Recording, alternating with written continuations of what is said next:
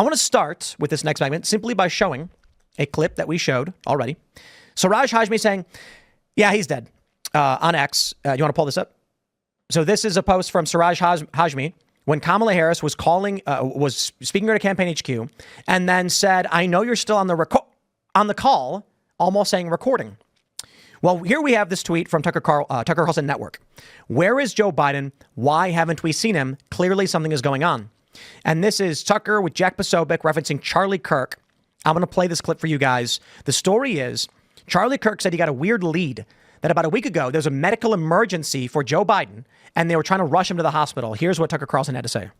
This is from Charlie Kirk. I'm reading this cold. I got a weird lead on a story people ought to look into. I got a call from a source close to Las Vegas Metro Police. The official story was that Biden's trip was cut short last week due to COVID. However, according to this source, U.S. Secret Service informed Las Vegas Metro that there was an emergency situation involving Joe Biden and to close necessary streets so that POTUS could be transported immediately to University Medical, which they began to do in earnest.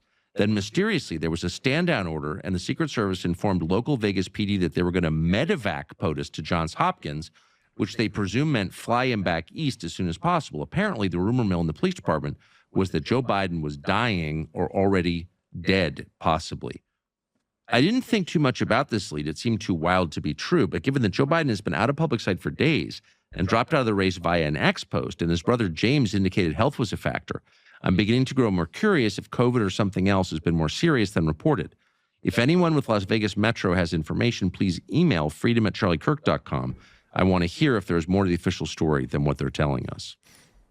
Well, I'm sure Las Vegas Metro would be just as open as forthcoming as they were during the during the October shooting. Yeah, in 2017. the worst mass shooting in American history, which is never spoken of again. They tried to drive me out of a camera position while I was doing a story on it. Yeah, clearly there's something known for being open and forthcoming. Yeah, like the city itself.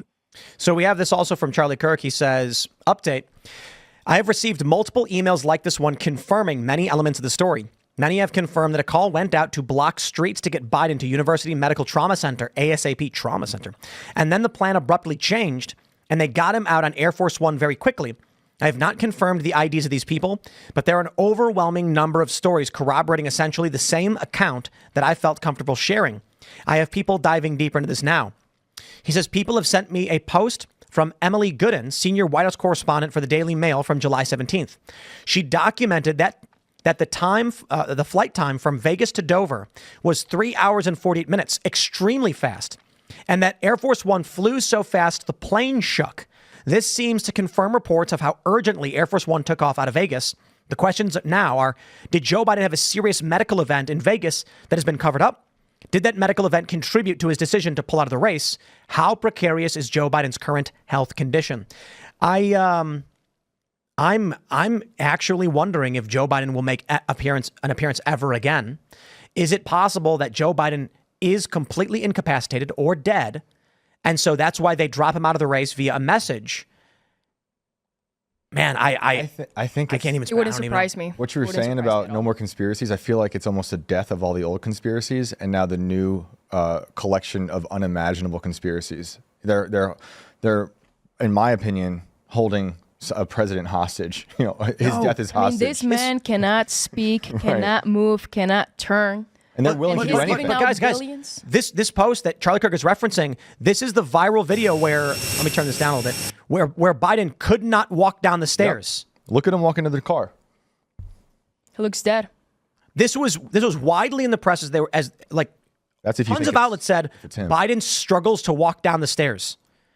Yo, I mean, I think it's him. I'm just saying, I think he was sick. I think they rushed him out and this was a week ago.